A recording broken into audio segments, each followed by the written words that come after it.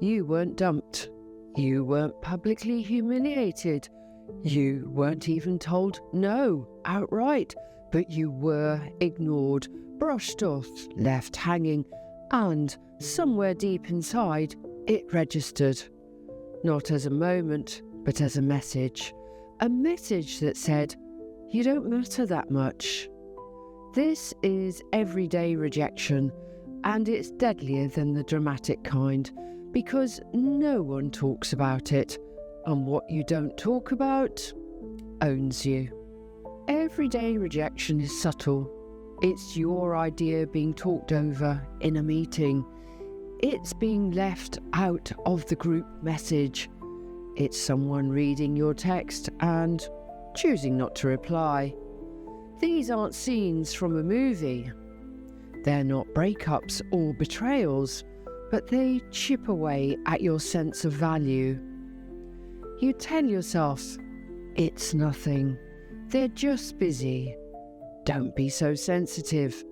And with each excuse, you bury it deeper until one day you can't even tell what's hurting. You just know you don't put yourself out there anymore. So how do small rejections become big beliefs? Rejection is rarely processed in isolation. You don't just react to this moment, you react to every other moment that felt the same. It's cumulative. It goes like this. Your dad rarely listened to you as a child, your friends laughed at your haircut in school, or you weren't picked for the project, and then perhaps you weren't messaged by someone you liked and got silenced. Boom. Core belief formed. People don't choose me. But because none of these moments felt big enough to justify deep pain, you invalidated your own wound. That's the trap. It's not the one big heartbreak that changes people. It's the drip, drip, drip of small rejections that shape who you believe you are. I'd like you to think of it like this. Imagine a paper cut. Small, sharp, heals fast. Now imagine getting 50 paper cuts a week. Not enough to bleed out, but enough to make everything sting. Now, someone goes to hug you, and it hurts, not because they're hurting you, but because you're already cut up and raw.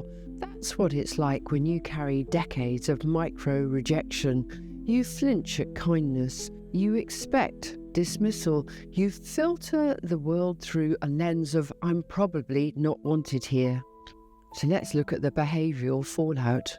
Here's how everyday rejection rewires your behaviour. Firstly, you stop initiating, not because you're lazy, but because you're afraid. Reaching out means risking one more paper cut. Then you overgive, trying to be valuable enough to avoid being overlooked. Then you detach preemptively. You act like you don't care, so no one has the chance to prove you right by rejecting you again. Then you stayed silent because speaking up got you talked over too many times. Now silence feels safer. These are all coping mechanisms, but they also block connection, and ironically, they invite more of the very rejection you actually fear. So let's look at some solutions that help stop absorbing every no. Learn to tell the difference, rejection versus redirection. Not everyone who says no is rejecting you. Some are unavailable, some are distracted, some just aren't your people. Let that be their story, not your self-worth. Ask yourself, is this real rejection or just not the right fit? Then, track the pattern. When did you first feel this type of rejection? Who made you feel invisible, unimportant, or like an afterthought? Then ask, do I still want them shaping my identity? Probably not. Then, don't chase clarity from people who dismiss you. They couldn't respect your presence. They won't respect your request for closure. Stop making other people the judge of your value. Reclaim the gavel. Then start small, create safe connection.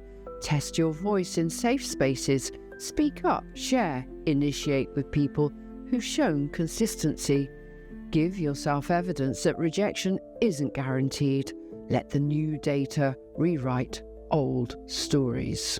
And in my final reframe, you were never too loud, too needy, too much. You were just surrounded by people who didn't know how to value you. And you believe they were right. But they weren't. You don't need to win over the people who ignored you. You need to see the one person who always mattered the most. And that's you. Because when you stop internalizing every no as a verdict and start treating it like weather, temporary, passing, never personal, you take back your power.